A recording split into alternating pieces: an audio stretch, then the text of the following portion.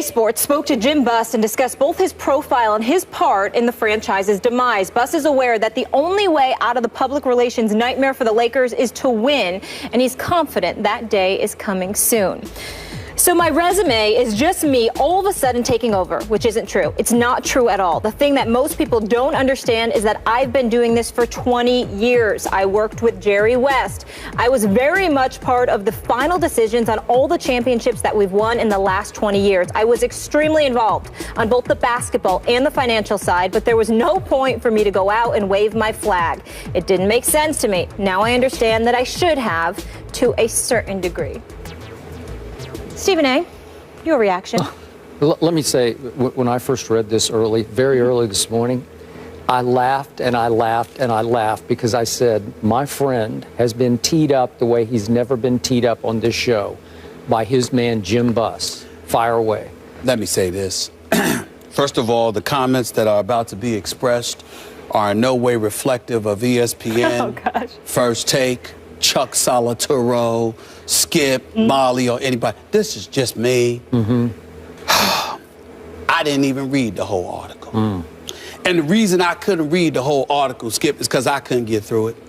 I read some of the quotes from this man throughout this article, speaking about how unfair it was, leaning on Jerry West to come to save the day, speaking so glowingly about him. It made me want to throw up. Let me tell you something, Jim Buss. You know, I am on the record because he did talk about, you know, loud TV personalities. I kind of think I qualify for that one. I think that would be me. I believe it is you. I can't think of a critic more conspicuous about Jim Buss than me. Let me say this to you. I'm not wavering one single bit. You are an atrocity. The worst thing the Lakers organization could have done is to have you in control. And here is why I say that under no circumstances have I questioned Jim Buss's knowledge of the game of basketball. Under no questions have I questioned his ability to decipher what is best and what is not. I am aware and familiar with his background with analytics because when you and I were standing on the sidelines together in Dallas before you lost that playoff series years ago, Jim Buss, you told me about it then. I know all of this. Nobody is questioning Jim Buss's knowledge. Here is when I have gotten on Jim Buss. This is why I continue to be on Jim Buss, and this is why I call him an atrocity. Because regardless of the knowledge that he unquestionably has, regardless of the experience that he has unquestionably accumulated, he lets all of that go out the window when his personal feelings get involved. It gets in the way of business and productivity, which is why the Lakers have struggled. You want me to count the ways? Fine.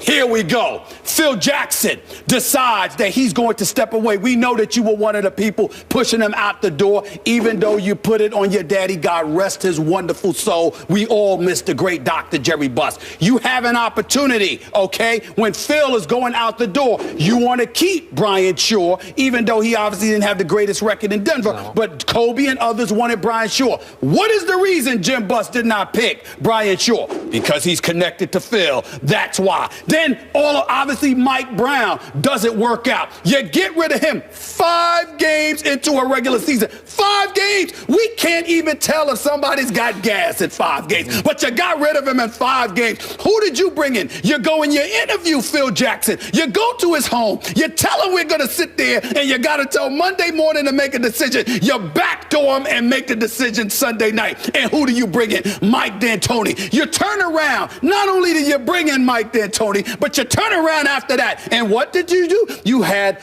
the gall to insult America by forcing Mitch Kupchak, who everybody knows is a reputable executive, very knowledgeable about the game of basketball, a protege of the great Jerry West. You got Mitch Kupchak literally comes out in public and says, we thought we picked the best man for the job. I'm paraphrasing because I don't have the direct quote in front of me, but that's around the block. That's around the area of what he said. That Mike D'Antoni no championships, no championship appearances was a better choice than Phil Jackson. You got Dwight Howard. Oh, by the way, you had Dwight Howard there at the time. Certainly, he could do better. We all understand that. But he's a perennial all-star. He's one of the best big men in the game. He's clearly an asset to any organization that he's on. You want him in Tinseltown. You lose him. Why do you lose him? Because you get him to come to L.A. You tell him he's the future because one day Kobe's going to step away. We want to build this franchise around you, and then you ignore what he wants in Phil Jackson, and you bring in Mike D'Antoni, who you call Skip Bayless, Mike and Tony, because you think the D should be taken out of his name. Correct. All of these things, these are just the peripheral things that have happened under the stewardship of Jim Buss. We never mind the fact that this reporter for USA Today who did this article highlighted how it was the first time in 8 years that Jim Buss was in Hawaii for the Lakers training camp. First time in 8 years. Where you been? We won't count the amount of games that we've been to. Myself, J.A. Adonde, a host of other people who go to cover the Laker games, and Jim Buss is nowhere to be found. We know he's somewhere watching the game, but it ain't inside the Staples Center most of the time. So don't come. You can sit there and paint this picture and lean on the great Jerry West all you want to, but let's be clear. Jerry West can say what Jerry West wants to say. And if Jerry West was so concerned about the Lakers and about Jim Buss, what the hell did you leave for, Jerry West? Could it be because there was $1 million that the late Dr. Jerry Buss guaranteed to Jerry West if you acquired Shaquille O'Neal, if I remember correctly, and for some reason he reneged on that, albeit momentarily, and Jerry West's pride kicked in, and he decided to walk away from the Lakers organization. Don't get me started on the decisions that have been made by the Los Angeles Lakers organization that you could have done a far better job of. I'm going to say it again. Jim Buss knows basketball. He knows enough about the game. He has worked for the organization. He has worked hard. That has never been my issue again with him.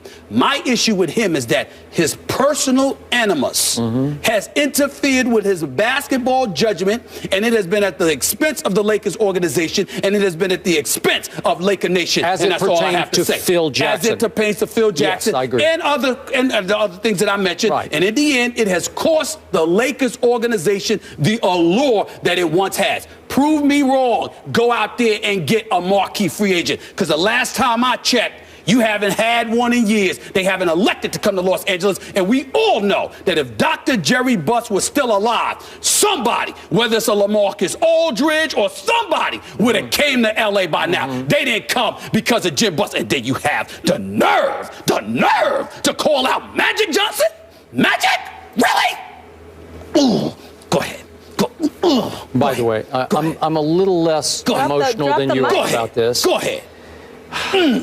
To your point, his very sister Jeannie wrote in her book Laker Girl that she felt stabbed in the back, and I'm assuming that's by her brother over the Phil Jackson episode, right? Is that fair to say? Yes, yeah, stabbed in the back.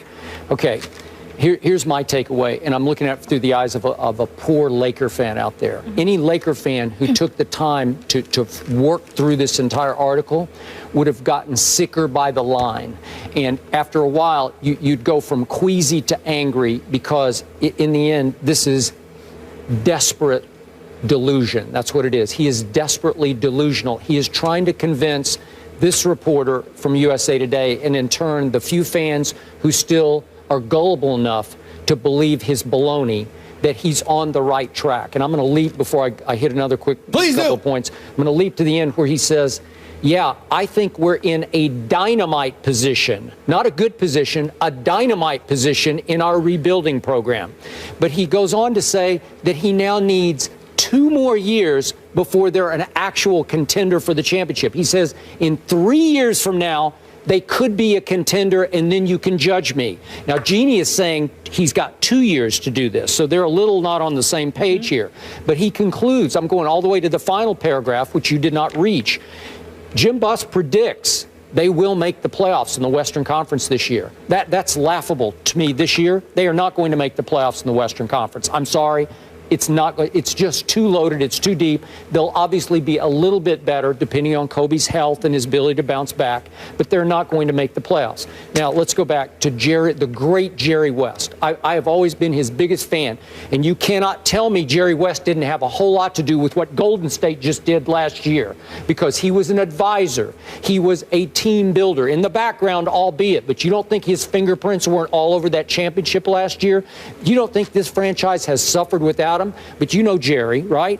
He's as nice a man as you'll ever meet. And so he's going out of his way, out of respect for the late, great Dr. Buss, to say about the Sun here. And he's saying that the Sun is saying that Jerry wrote me a letter a few years back saying, don't listen to your critics because they all have motives and agendas and they don't know what they're talking about. And I'm assuming you might fall into that group, right? Okay, I'm assuming that, but I don't know that for a fact. So my point is, Jerry goes out of his way to say about the analytics part that Jim is really smart, but he's the easiest target out there. Well, it's because he's turned himself into the easiest target out there. He deserves to be the easiest target out there. And then we get all the way to the Magic that you talked about. Magic has been critical, rightfully so, of Jim Buss. Nobody loves the purple and gold any more than Magic Johnson. Is that fair to say? I mean, you want to talk? You think these people bleed? The family bleeds? Please. Come on, Let me tell you something right now. The city of Los Angeles would throw a parade right now if Magic Johnson became the owner of the Lakers. You got that right. They'd throw a parade right now. Okay, so he responds to the criticism from the great Magic Johnson. This is Jim Buss saying, it's like, really, dude? My dad made you a billionaire almost. Really? Where are you coming from? That's what he says about Magic Johnson. And Magic issued a one-line statement to USA Today, which said, it's all about winning, comma, Jim. So it's pointed right at Jim Buss. Well, it is. And winning would cure all this. But how close are they to competing for a championship?